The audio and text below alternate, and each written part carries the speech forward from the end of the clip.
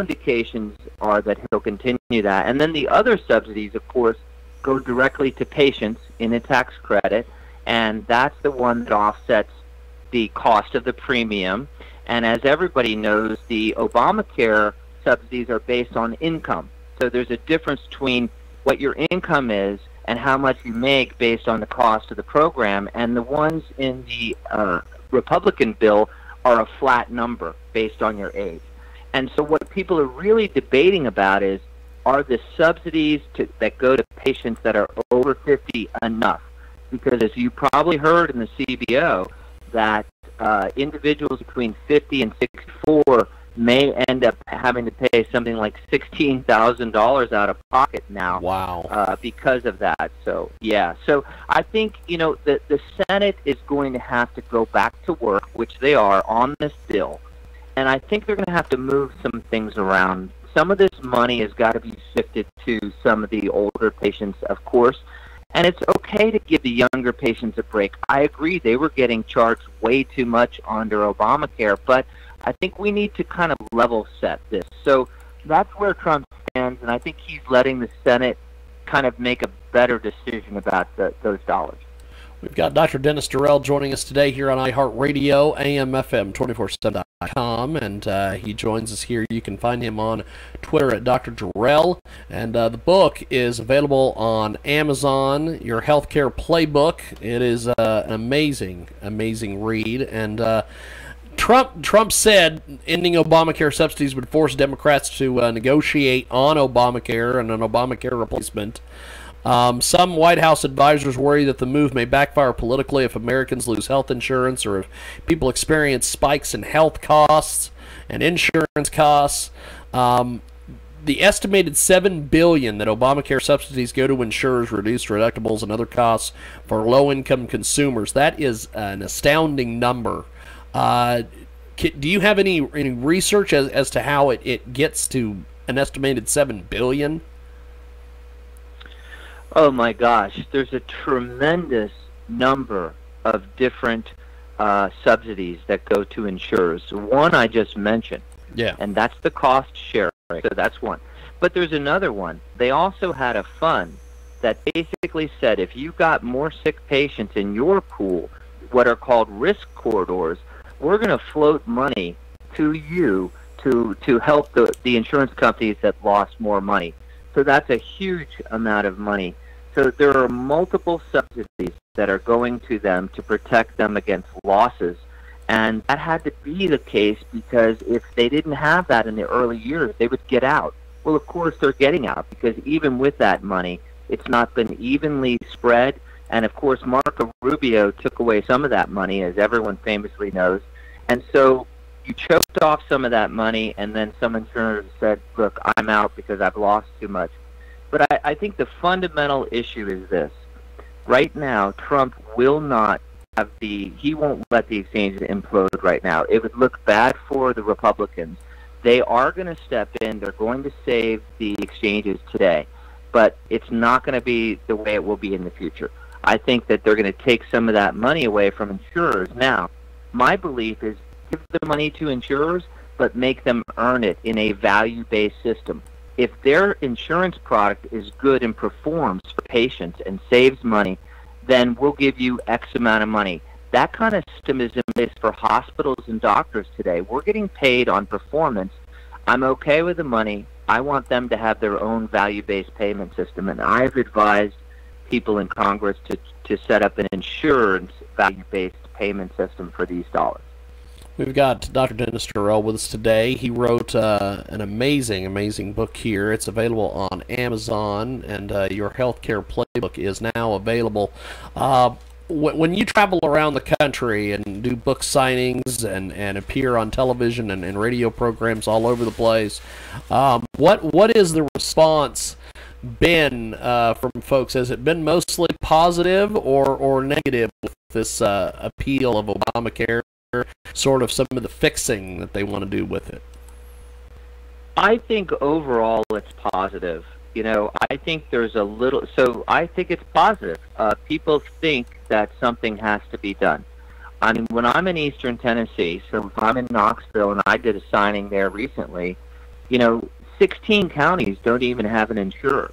So I get the sense that something has to be done. But where people get a little concerned is how much is it going to change? So if you repeal and replace, what parts are going to change? But I really haven't met someone that is so against not changing something. So that's the sense I get. I think that people realize that they can't afford the premiums now. There are people that make too much money to get a subsidy, and yet they can't afford their premiums. So we don't even talk about that group. I mean, there's millions of patients. There's 7 million people that are not eligible for subsidies, that can't afford insurance, that didn't buy it. And there's another 7 million that were eligible for subsidies that didn't even sign up for it. So we have people out there that really feel like something's not working, and I think they want something done. Dr. Dennis Durrell with us today here on iHeartRadio, also AMFM247.com, and we've talked about this with you before. This Ted Cruz Rand Paul situation. Yeah. Is this getting any better with the way that the Senate Republicans basically just aren't on board with this, and are setting up essentially an intra-party showdown to get their to get this health care law taken care of? Well, you know, I said a couple of weeks ago that they would close ranks, and that you wouldn't have kind of these hyperbolic statements kind of leaking out. And I think you've seen that happen.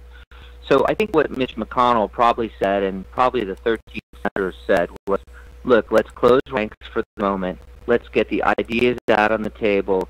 Let's not leak something each day about this idea or that. Let's get consensus where we have it, find our disagreements. And I think that's really what they're doing.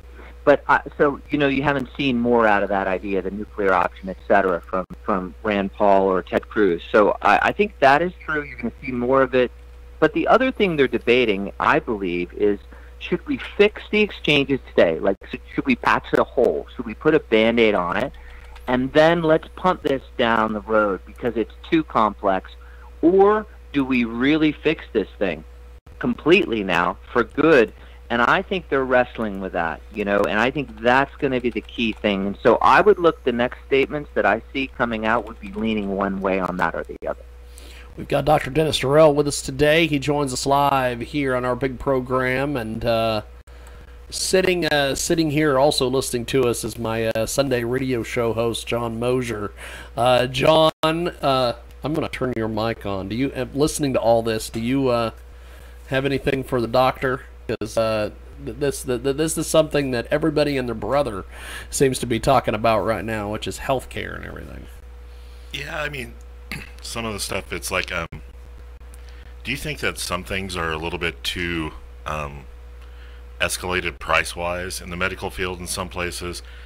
Because I have friends that work in it, in the medical field, not at your level or anything, but the cost that hospitals get stuff at and what they charge the insurance companies for, do you think that could be part of the reason for the escalated price for people at insurance? It's like, I used to get my insurance for $56, you know, twice a month when I worked for a major corporate restaurant chain as a manager. Now that I'm at a mom and pop style shop, I'm going to be having to pay like close to $500 a month for pretty honestly crappy health care through a insurance company. Absolutely. So that's what I'm hearing around the country. What you just said is people are telling me our premiums and what we have to pay out of pocket, our premiums, has gone up unbelievably. We couldn't fathom we were going to have to pay this amount. And so that's the first thing. The second thing is, yes, absolutely, the prices continue to escalate. And if you read a book by, I believe it was Stephen Brill, called A Bitter Pill, which is an amazing book about how much hospitals can charge, as you know, for a Tylenol, for example, or for, you know, a roll of gauze.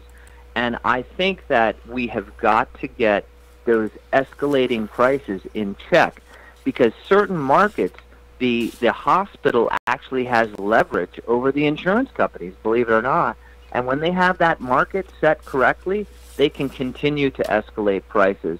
And so when you have subsidies, it's almost like, look what happened to college tuition when everyone can get a loan. People are getting loans, and so they just what? They keep increasing the tuition, and then you get more loans. So I think that we need to circle back around and get some competition in the markets that will start to drive the price down. But you are right. If we don't start to fix some of the cost of healthcare, then we're just throwing money and more money at something that is not going to be fixed. Now, Doctor, kind of a follow-up to this. Do you think because I really am loving listening to you, do you think there needs to be a reform with the FDA, which I think is one of the most crooked organizations in the government system? Because how do you sit there and get the EpiPen jacking up like that? That's just basically, it's like the oil companies during the oil crisis. Yes, I completely agree. So I am part of the Doctors for America. I'm one of the national chairmen of our drug pricing committee. And we've had a lot of action and lobbying and policies that we have advocated for this year to reduce the price of drugs. So what I'll say about that, in fact, we had a huge petition on EpiPen and the company, as you know, Mylan, that did that, and it actually helped them come out with a lower price generic. So the answer is yes. Well, and I believe Scott Gottlieb, Dr. Gottlieb is the head of the FDA now, as you know. I believe in his recent statement in a blog and other statements, he is a champion of generics and a champion of competition. And I think that you're going to see much, much more of that to come. That was unconscionable, jacking up the price on that the way they did. My sister needs an EpiPen, and actually I put in the book, if you read the last chapter on drug pricing, there were several years ago she couldn't afford the EpiPen, believe it or not. So expensive. She had to pay out of pocket. So I agree with that. More generics, and I think the FDA is going to do better under Scott Gottlieb. Thank you. I appreciate that, sir. We've got a great guest with us today, Dr. Dennis Durr-Rell. And Doctor, what with the book, you've put a lot of time and effort into this. What was the outline when you sat down and put the book together as compared to what actually came out? Oh my gosh, that's a great question. The outline really began a little bit more about the Affordable Care Act, really explaining it.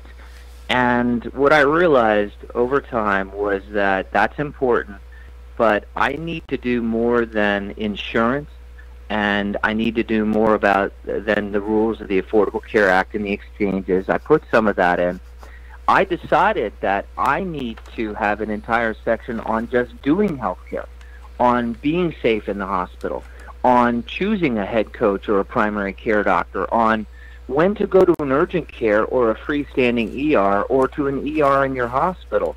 So I guess the outline evolved to be more of a comprehensive playbook, and then I realized I have to talk about when things go bad.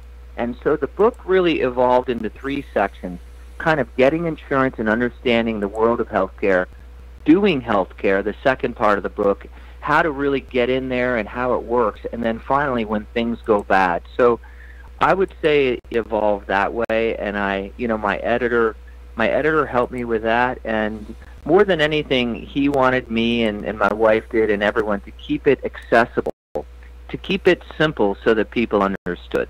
So, the feedback I'm getting is that I've achieved that, and I really did it for patients. I mean, it was a labor of love. That's awesome. That's awesome. Dr. Dennis Durr-Rell with us today. He joins us live here in our broadcast, and I know a lot of people, especially the progressives and the liberals, want single payer. They're all about this. As a medical professional, give us the positives and the negatives of something like that. Okay. The obvious positives are that you could take an entire layer of bureaucracy out of the system. And so when I charge an insurance company for seeing you, they often will reject the bill for this reason or that reason, And then I've got to pay staff to look at my note and make sure that everything's correct and send it. And they have a whole building full of people that are sitting there ready to argue back and forth. And that process goes on every day for millions of claims. And so instantly you get rid of that whole layer of kind of not paying for this or that. So that's a benefit. It's an efficiency. The downside, in my opinion, is look at countries where you don't have the robust competition and innovation, where you don't have these new amazing cures and technology to help our patients. So I am not a fan of single payer. I'm not a fan of universal health care. We know in Vermont they tried to do it, and as you probably know, they were $40 billion short, right? And now California wants to do it, and I heard there's something like, I don't know, 400 billion short. So wow. I think that it sounds Holy good, smokes. but it comes down to money. Yeah. We've got Dr. Dennis Durr-Rell with us today, and Dr. Dennis has an amazing book out there. And are you planning on writing a follow-up or doing anything more with writing? Yes, I am. But it's funny. I can't. It's too soon to say it to my wife because I could be in trouble if I say that. I need a little break between books here. But, okay. That's other awesome. than that, I do plan on having something else. Yes, I've got some ideas, and I want to keep this going. Absolutely. Dr. Dennis Deruelle with us today, and as we wrap up here, John, do you have any more questions for the doctor? No, just make sure you send me the title of the book and everything so I can get it, because I really loved listening to him. So he is absolutely amazing. The title of the book is Your Healthcare Playbook: Winning the Game of Modern Medicine. And Dr. Dennis Deruelle has been with us today here on iHeartRadio and AMFM247.com. And Doctor, thanks for joining us, and keep us updated on the second book and third books and anything that you're doing. Always love having you on, and thanks for coming on today. Well, I'll come back and as this thing evolves this summer too. Happy to talk anytime with you, and have a safe weekend, everybody, okay? Definitely. Thank you, Doctor. Appreciate it, my friend. Dr. Dennis Deruelle with us today, joining us on the old Skype audio, and we are going to go to an interview that we taped earlier last week with Dr. Lawrence Fedwa, and that is that, and that will take us up to the top of the hour. If you're listening to us live on the stream at JiggyJaguar.com.